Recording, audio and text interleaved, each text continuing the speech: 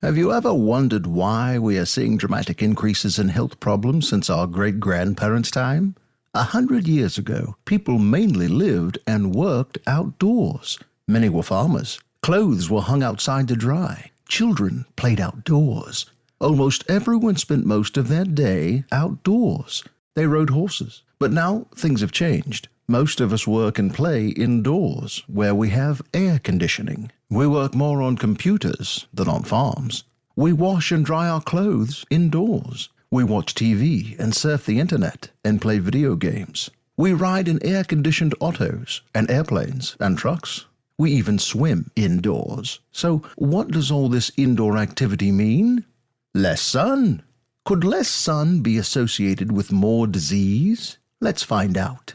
From sunlight, our skin makes a vital substance, vitamin D. Vitamin D, which is actually a hormone rather than a vitamin, has a major impact on our bodies. It increases activation in more than 2,000 genes. This increased gene activation allows the body to combat disease.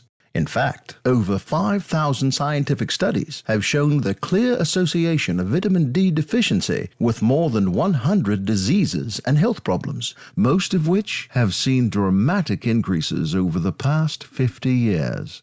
These include some of the big ones: cancer, diabetes, osteoporosis, Alzheimer's, multiple sclerosis, obesity, and heart disease. Even rickets, which supposedly had gone away 80 years ago, has reappeared. Are you at risk for these diseases? Do you get enough vitamin D? Probably not. More than 9 out of 10 people worldwide don't get enough vitamin D. Ask yourself, do you spend a lot of time indoors? Do you wear sunscreen or protective clothing when you go outdoors? Many people think that 10 minutes outdoors is enough to get all the vitamin D they need from the sun. But the fact is, for most people, that unless you spend a fair amount of time outdoors every day in full sun with minimal clothing and no sunscreen, you aren't getting enough vitamin D to protect against disease. You need to stay in the sun for 3 hours if you are standing up in a short-sleeved shirt, 20 minutes if you are lying down in a bathing suit.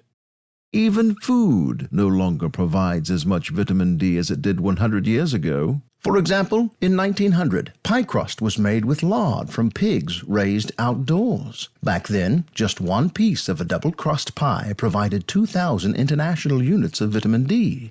Today, pie crust is made from vegetable oil or shortening. How much vitamin D? 0. The good news is you don't need sunlight or lard from pigs raised outdoors in order to get your vitamin D. A simple supplement can provide all you need to prevent or even treat serious disease. But how do you find out if you have enough vitamin D? You can, of course, have a blood test. A reading of at least 40 nanograms per milliliter or 100 nanomoles per liter is optimal.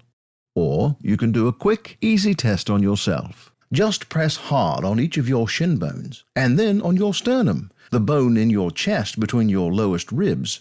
Did at least 2 of them hurt? Sore bones is an indication that you are probably very deficient. So, let's say you are deficient. This is very likely if you have a major disease or are elderly, have had recent surgery or illness, or you are pregnant. A breastfed infant would also be at risk. How much vitamin D should you take? This, of course, would depend on your individual situation, but many studies indicate that 4,000 international units daily is necessary to bring the average adult up to 40 nanograms and maintain this healthy level. If you know you are at risk for being deficient, you might want to start with a larger dose.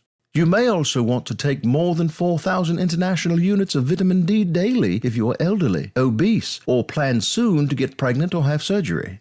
You should start feeling noticeably healthier and more energetic within a few days to weeks.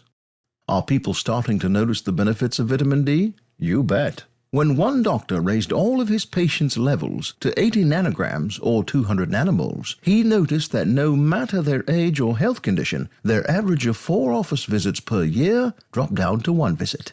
More and more people are getting vitamin D tests, a 10 times increase in just 3 years. And research on vitamin D has accelerated. More research has been done on vitamin D than on vitamin A, C, E, and K combined. So, if you want to feel better or get or stay healthy, taking a vitamin D supplement is probably the single best thing you can do for your body. And it won't cost you a trip to Hawaii. Do yourself a favor. Read the studies if you need more proof. Then try it.